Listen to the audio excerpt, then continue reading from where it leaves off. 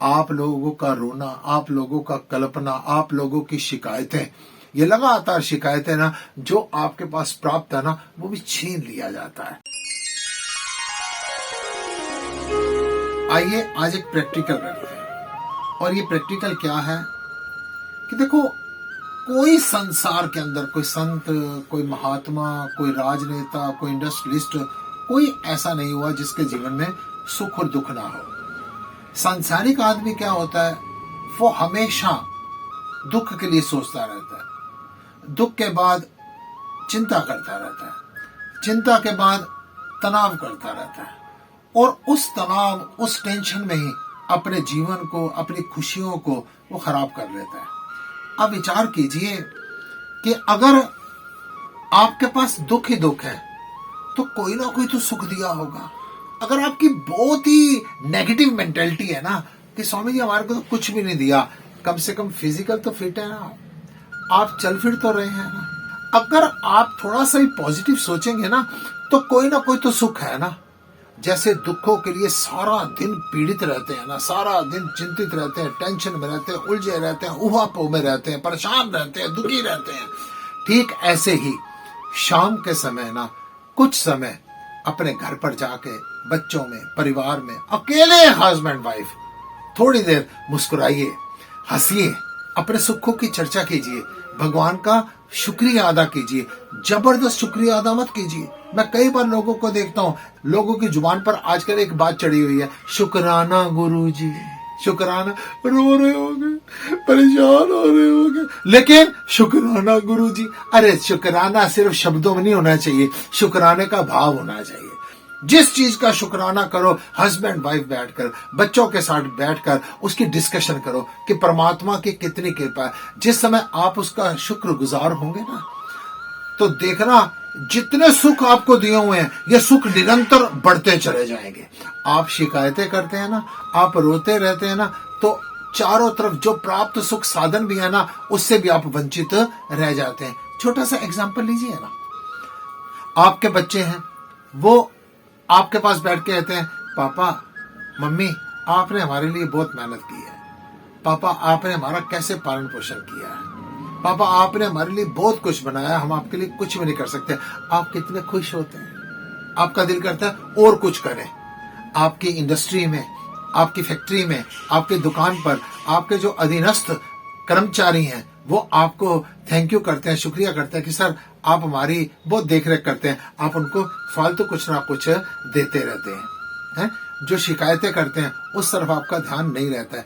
ठीक ऐसे ही जब परमात्मा का शुक्रिया करेंगे तो देखना परमात्मा आपके लिए हजारों दरवाजे और खोल देगा। और दूसरी बात, सारा दिन रोते कल्पते दुखों के कारण बिता दी, दुखों के कारण सारा दिन रोते कल्पते बिता दिया, थोड़ी देर ना हंसिए, मुस्कुराइए, शाम को 5, 7, 10 मिनट ऐसा रखिए, बिना वजह भी चुटकुले सुनाकर, किसी ना किसी तरीके से भगवान का भजन करके, सिमरण करके मुस्कुराइए। कैसी बात है, आपका ओधा आपके ऊपर बोझ बना हुआ है, आपकी परेशानियां आपके ऊपर बोझ बनी हुई हैं, आपकी उम्र आपके ऊपर बोझ बनी है। इतनी उम्र में अब हंसते रहे, बेकार में पागलों की तरह हंसते रहे, पागलों की तरह रो सकते हो, पागलों की तरह पिट सकते हो, पागलों की तरह हमेशा टेंशन में रह सकते हो, पागलों की तरह मुंह लटका सकते हो। जरा पागलों की तरह हंस के देखो। जब आप पागलों की तरह थोड़ी देर हंसेंगे, देखना वो एनर्जी, भगवान के प्रति किया हुआ शुक्राना, घर में कुछ देर का एटमॉस्फेयर आपकी जिंदगी को बदल देगा। जब मनुष्य का ध्यान हमेशा सुखों की तरफ रहता है ना, हंसने की तरफ रहता है ना, मुस्कुराहट की तरफ रहता है ना, वो हमेशा उसके हाथ शुक्रिया के लिए उठते रहते हैं और उसको और मिलता रहता है। ऐसे ही ठीक एक बार की बात, एक स्वामी जी संत बहुत पहुंचे हुए, उनकी बड़ी प्रसिद्धि थी, सिद्धि थी, बड़ी चर्चा थी उनकी। तो उनके पास एक आदमी गया, कहता है महाराज उस परमात्मा का बड़ा शुक्रिया है, उसका इतना शुक्रिया है ना कि मेरे पास से शब्द कम पड़ जाते हैं। तो भगवान से अगर तुम्हारी बात हो ना, उसको कहना जितना मेरे को देते हो ना, मेरे में से कुछ सामान किसी और को देना शुरू कर दो, मेरे पर आपकी बहुत कृपा है, मैं दोनों हाथ से करता हूँ। आप पता नहीं, आप चतुर्भुजी हैं, कोई 8 भुजी हैं, कोई 10 भुजी, आप मेरे को 8-8, 10-10 भुजा से देते हैं। अब मैं शुक्रिया कर रहा हूँ कि आप चाहे मेरे को कम तो किसी और को दे दिया करो। इतनी देर में स्वामी जी बैठे हुए थे, एक लंगोटीधार महाराज जी आए। उन्होंने कहा, स्वामी जी आप इतने पहुंचे हुए संत हैं, कभी परमात्मा से बात हो या आप कुछ कृपा कीजिए। ये देखो एक सिर्फ वस्त्र है, एक सिर्फ लंगोटी दे रखी है, कहने को संतों पर उसकी बड़ी कृपा होती है, और मेरे को देखो एक लंगोटी दे रखी है, तो बड़ा दुख है, मेरी शिकायत सुना देना जाके परमात्मा से। ठीक है। अब कुछ दिनों के बाद वही स्वामी जी बैठे हुए और वही आदमी आ गया। उसने कहा, महाराज मेरी प्रार्थना की थी कि प्रभु तेरा इतना शुक्र है, मेरे में से किसी और को दे दिया कर, तेरे विषय पर मेरी बात हुई थी।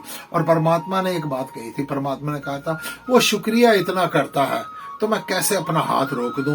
वो इतना शुक्रिया करता है कि चाह के ना चाहकर मैं तो देता ही देता हूं, वो उससे 10 गुना ज्यादा शुक्रिया करता है। मैं कैसे, वो शुक्रिया करना बंद कर दे, मैं देना बंद कर दूंगा, उसकी आंखें बदल जाएंगी, उसको फिर नजर आना बंद हो जाएगा। इतनी देर में स्वामी जी आ गए। स्वामी कहते हैं, मेरी बात की थी? कहते हैं, हाँ बात की थी। तो भगवान ने कहा, उसकी शिकायतें ही इतनी हैं कि उसको जो दे रखा है उसका शुक्रिया ही नहीं करता। तो उस संत ने कहा, मेरे को क्या दे रखा है, मेरे को परमात्मा ने क्या दे रखा है। इतनी देर में एक हवा का झोंका आया, आंधी चली, और जो एक अंग वस्त्र था ना वो भी उड़ गया। अब वो अपने आप को छुपा रहा है। तो स्वामी जी ने कहा, नजर नहीं आ रहा, एक वस्त्र तो दे रखा था ना, तेरी शिकायतों ने उस वस्त्र को भी खो दिया है। आप लोगों का रोना, आप लोगों का कल्पना, आप लोगों की शिकायतें, ये लगातार शिकायतें ना जो आपके पास प्राप्त है ना वो भी छीन लिया जाता है। और जो शुक्रिया करते हैं ना उनको परमात्मा कई गुना करके और देता रहता है। प्रैक्टिकल जरूर करना, शुक्रिया कीजिए, लेकिन जुबान तक शुक्रिया ना हो, हृदय के भाव से शुक्रिया हो। जिस चीज के लिए शुक्रिया कर रहे हो उसका जिक्र साथ करना, हंसना, मुस्कुराना, चुटकुले सुनाना, भजन करना, सत्संग करना, देखना आपका जीवन निश्चित बदलेगा ही बदलेगा। ओम नमः।